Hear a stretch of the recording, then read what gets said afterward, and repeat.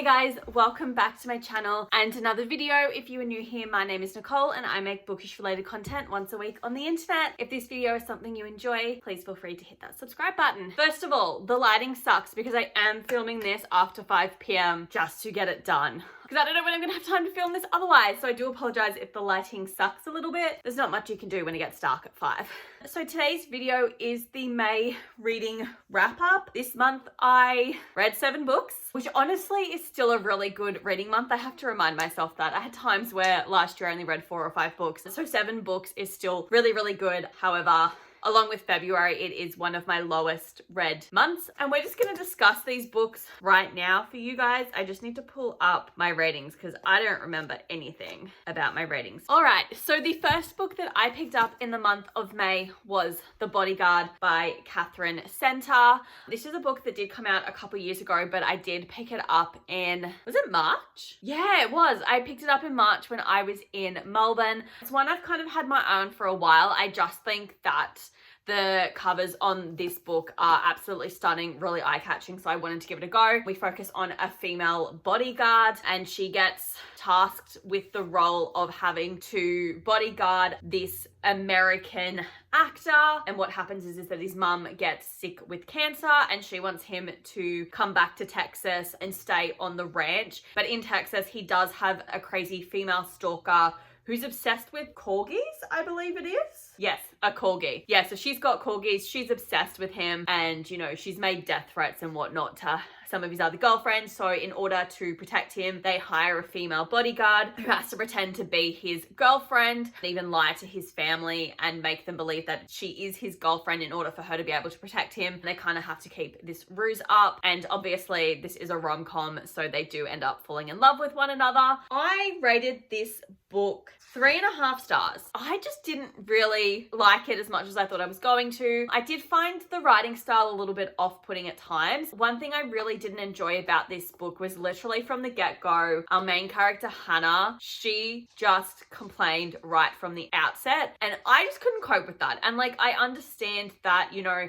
her mum had just passed away and then her boyfriend, who was also a bodyguard for the same company, had just broken up with her literally the night of her mother's funeral. I completely understand why she's complaining, but the book literally started with her just complaining and whining about her life. And it immediately just put my, you know, like red flags were going. I was like, my back was up. I'm like, I don't like this. She's annoying. She's whiny. I just couldn't like connect with her as a character. I just didn't care about her. I didn't want to know about it. And so it's just really hard to just get into this story, connect with the characters, care about the characters. I did really enjoy Jack. He's the male actor. I enjoyed his family. Like, his mum and dad were brilliant. I loved them. I wasn't a fan of his brother because he also had a younger brother who ended up passing away, and everyone believes that he's responsible for the car accident. So his family has sort of had a bit of a division because of that, but they're all trying to come back together because mum has cancer.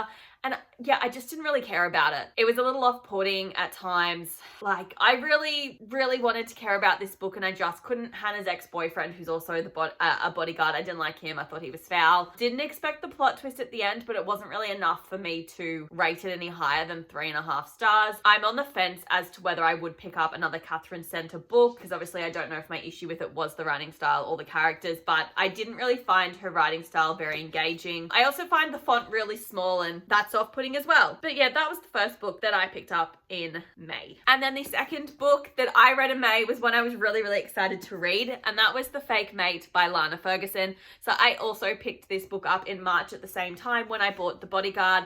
And you guys know, literally, I've mentioned all the time how I haven't read this book and I want to read this book. I finally made the commitment in May to read it, and I'm really glad that I did. I ended up rating it 4.5 stars. For those who don't know, we focus on our main character, Mackenzie, who is a werewolf. She is an Omega, and her grandmother is really obsessed with her finding a mate. But Mackenzie is a doctor in the ER, and she just has no interest in dating at all. She's on the phone with her grandmother and lies and says she's, you know, dating someone when she's not, and then in walks Noah at the exact same time, and she basically lies and says she's dating Noah, who is also another werewolf who works at the hospital. And unknown to her, he's actually an alpha, and he's kept it a secret because alphas are looked upon pretty poorly in society to an extent because they're meant to be really aggressive and unable to control their emotions and stuff like that. But someone has leaked it to the board of the hospital that he's an alpha, so they pretend to be fake mates. When an alpha has a mate, he's meant to be more in control of his emotions, and therefore he's kind of safer to be around, essentially. Noah agrees to be her fake boyfriend, strikes a deal with her and says, if I be your fake boyfriend for your grandmother, I need you to be my fake mate for the board of the hospital. And she's like, yep, no worries. They basically have to spend a lot of time together and develop a relationship. I really, really enjoyed this. I loved Mackenzie and Noah. I thought they were gorgeous. Their family were so good. I had so much fun with it. And like learning all the hospital stuff was really cool too. And I just love a little workplace romance. I don't know, they're so much fun and I enjoy them. Her grandmother was fantastic. The writing style, I did really quite enjoy. I've actually put some more of Lana's books down on my to buy list. I'm interested in reading her other novels because they sound really good. And I just had a fun time with this. And Noah was just so sweet to her. It was so obvious that they were actually mates from literally the get-go. The person who was blackmailing Noah, I thought was foul, didn't like that person. Glad that, you know, bad stuff happened to them. Overall, I really did enjoy this novel and I'm glad that I got it read in May. And then the third novel that I read was actually another audiobook. I will stick up the photo here, but it is Everyone on This Train is a Suspect by Benjamin Stevenson. So if you watched my April reading wrap up, this is the sequel to Everyone in My Family Has Murdered Someone. I put in a hold at my, I guess, local library on the Libby app that I use and reserved a copy of this audiobook because I had so much fun with the first book. It was a 5-star read for me. So I really wanted to listen to the sequel because I want to get more into audiobooks and I really loved the narration and the writing style of Benjamin Stevenson. So I wanted to give the sequel a go. And I'm so glad that I did. So this was another 5-star read. I thought it was so fun. Benjamin Stevenson is an Australian author and he does sort of write murder mystery novels, but with really quite comedic elements to it. So we do focus on our main character, Ernest. He is back and we are just following along from the events that happened in Everyone in My Family Has Murdered Me. So essentially, Ernest wrote a book about this ski trip holiday that his family went on, obviously, because that's the first novel that you read. He publishes it and then he ends up getting invited on a author trip with some other authors and they actually get invited to go on the Garn. For anyone who is not an Australian, the Garn is basically, I believe it's one of the longest train rides that you can take in Australia and it goes through like the middle of Australia. On this train trip, some of the authors start to die and they get murdered and Ernest is like, oh shit, here we go again, everyone around me's dying. I need to figure out who the murderer is, but this is also really good timing because I have to write my second book and I have no idea what to write it on, and of course he bases it on this trip and he's there with his girlfriend who he met in the first novel and it just continues the story on. It's another murder mystery. We've got, I think, 5 other crime writers there and you also see how these other people are connected to one another and they know one another because they've all been in the industry for a really long time. And the plot twist was so good. The writing style, I loved it. I had so much fun. I don't think it was as good as the first one, but I still really, really enjoyed it. A great audiobook. I laughed out loud and I can't wait for the book to actually come out in paperback because I did buy the first one in paperback and I'm going to be buying the sequel in paperback as well once it comes out. But that was a fantastic read and it was my only 5-star read for the month of May. Okay, and then the fourth book that I picked up was the third and final novel in the Legend series. I forgot the name of it, and that was Champion by Mary Lou. So this book is one of the books on my 24 books I want to read in 2024 and also book series that I want to read this year. As I say in every video, I've had this series on my shelf for a really long time, and you know what? When I started reading this series, I was like, I wouldn't continue this series if I didn't already have the last 2 books on my shelf. But I must say, I think I enjoyed this one the most out of the 3 of them. I still rated it 3 stars. It's very much a 3-star read for me. I do truly believe that I would have enjoyed this series so much more if I had read it when it came out and I was just younger, but like the tropes and themes I'm just not interested in, or like I just read better ones. We basically just continue on the story for Day and June. Everything comes to a bit more of a head. Everything's being resolved with the Republic. And there's not really a whole much I can say without giving spoilers, but I'm glad I've read it. I'm glad it's off my shelf. Like I said, 3-star read. There's not really really a whole much I can say about this series without like spoiling it all. But yeah, I guess I get to read the Young Elite series now by Mary Lou, because that's also on my book series I want to read this year. But it's off, it's done, it's read, and I wouldn't reread it. And then the fourth novel that I picked up in May was Always Never Yours by Emily Wibberley and Austin Seigemound-broka. Also another novel that's on my 24 books I want to read in 2024. It's the third novel I've read of theirs. This is also my least favorite one that I've read of theirs. I also rated it 3 stars. 3 stars was a bit of a common rating for me this month. And basically we focus on our main character, Megan. Yeah, she wants to direct theatre, and essentially she wants to apply for these universities and these programs because she's in her last year before college. But in order for her application to look stronger, she knows that she needs to have some actual acting experience and not just directing experience. So she decides to audition for her school's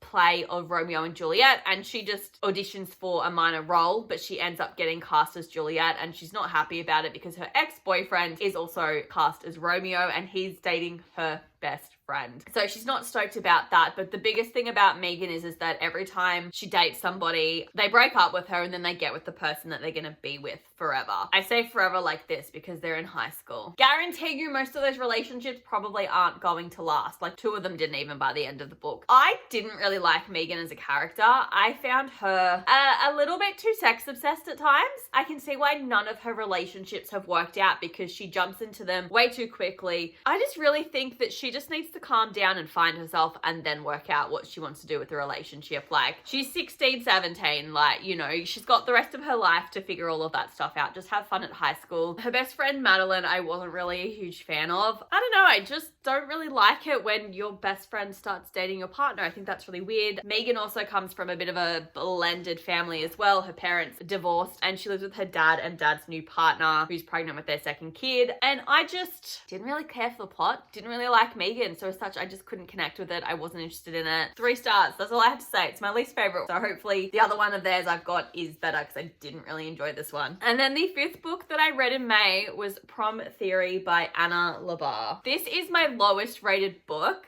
of 2024 so far. So I rated this book 1 star, and it's honestly because I don't think I read 80% of this book. Like, I got 20% of the way through and I skipped to the ending and read like the last chapter and just called it quits. I really, really did not enjoy this novel whatsoever because we focus on our main character, Iris. She has what they call a learning disability, and it's a non-verbal learning disability, and it's a neurodevelopment disorder characterized by deficits in visual, spatial, but not verbal reasoning. And our main character basically isn't really good in social situations. She gets obsessed with like sciencey stuff and just spurts out random facts here and there. The author's got a family member who has this learning disability, so they've written a book to raise awareness about it. And I just really struggled to get in Iris's head. I couldn't connect with her. I didn't really care for the plot, and as such, I just found the book, like the story, really off-putting and not interesting whatsoever. I found her just really obsessed with love, but not like really obsessed with it, but just like so obsessed with this science experiment and like the science aspect of relationships that I just didn't really care about it, and she was too focused on it and she took the humanity out of relationships. I just didn't like it. I struggled with her. I didn't like her friends. There was nothing about this book that I liked, and honestly, like, I just didn't want to DNF it, so that's why I skipped to the end and read it. That's why I've given it 1 star. Like, I really did not enjoy it. I wouldn't pick up another book by this author. I think it's really great that, you know, she's raising awareness of this learning disability. Book just wasn't for me. The 7th and final book that I read in May was The Mark of Athena, which is the 3rd book in the Heroes of Olympus series by Rick Riordan. I really, really enjoyed this book. I still gave it 3 stars. This series is just a 3-star series for me. I like this one the best so far out of the 3 books that I've read. So if anyone is unaware, this is the next series following on from Percy Jackson. Really excitingly, Percy and Annabeth do come back in this novel, and we're focusing on them and 5 other demigods. So we've basically got another camp for the Roman counterpart of the Greek gods, and it's called Camp Jupiter. I do know the name, and they literally have their whole like town and city for the Roman half-bloods, and they come together, and we have the Roman demigods working together and the Greek demigods working together, and we're just doing more of a plot line. At this point, we know that a male and female demigod need to be sacrificed in order for Mother Gaia to come back to life. I really enjoyed this one. We were off in Rome, and it's kind of cool because we're getting to see like more of the Roman gods in this and not so much their Greek counterparts, but you get to see like the Greek and the Roman counterparts because the Roman and Greek demigods are coming together. They're both sort of thinking about the gods in their Roman and Greek counterparts, and it's confusing for the gods, and they're switching between being their Roman and Greek self, and so it's kind of made them a little bit more useless than they ordinarily are. But yeah, this was fun. I enjoyed it. I'm glad like stuff's happening, because like my biggest complaint with these books is that they're all over 500 pages, and it's really a good 300 pages of nothing. I feel like this was the first time that we got 500 pages of substance, and it was all worthwhile, and I could see the point of it. So yeah, like I said, I did enjoy it. It was still a 3-star rating for me, just because I just think it's that kind of series, and I'm not going to really rate it any higher. But I am excited to have read this one, especially with that plot twist and the way that it ended. And now we have to close the doors of death, and in order to do it, you've got to like close it on Earth's side, but then also, is it Tartarus? You've also got to close it on that side as well. So 2 of the demigods have fallen into Hades' world, and they're actually in the underworld, and they're going to try and meet the other demigods at death's door and close it from their end, and that's how they're going to save them. And I just think that was so well done, and I was gobsmacked, and I thought it was brilliant. But that is the Mark of Athena. All right, so they are the 7 books that I've read this month. So let's just quickly go through our statistics. In regards to my 24 books that I want to read in 2024, I ticked another 3 books off that list. So we've now read 15 of those 24 books, which is a really good place to be in because it's only the end of May. Then in the book series I want to read in 2024, I ticked another 2 books off, which was The Mark of Athena and Champion. And then, sorry, with the 24 books I want to read in 2024, I obviously ticked those 2 off, and then also Always Never Yours. So in this book series I want to read in 2024, I've just got 2 books left in the Heroes of Olympus series, and then I've got all 3 books in the following 3 series: Crown of Feathers, Slammed, and The Young Elites. But the good news is that I've now ticked off Little Bridge Island and also completed the Legend trilogy as well. So then in my May statistics, so I read 7 books. 6 were from my actual TBR, 1 was an audiobook. I did, however, purchase 5 books. It was 3, and then I caved and purchased 2 the day before May ended. So that's like bad of me, but I couldn't help myself. So it does mean that we started the month of May with 108 books on my TBR, and I'm ending it with 107 books, but I did add 5 to the pile. We're not going to stress about it too much. I'm just going to tell myself I can't buy any books in June. I already have, so it's not going well. And then I read 26 days this month, and then I had 1 5-star read. On the Taylor Swift kind of Eras reading challenge, I ended up ticking off the Evermore album, and that was for the prompt A Thriller or Murder Mystery, and I used my read for Everyone on This Train is a Suspect by Benjamin Stevenson because it is a murder mystery. Speak Now, Taylor's Version reading challenge. I did not tick off a single prompt, which is what I thought was going to be the case. Okay guys, so they are the statistics for May. I'm currently starting June off with 107 books.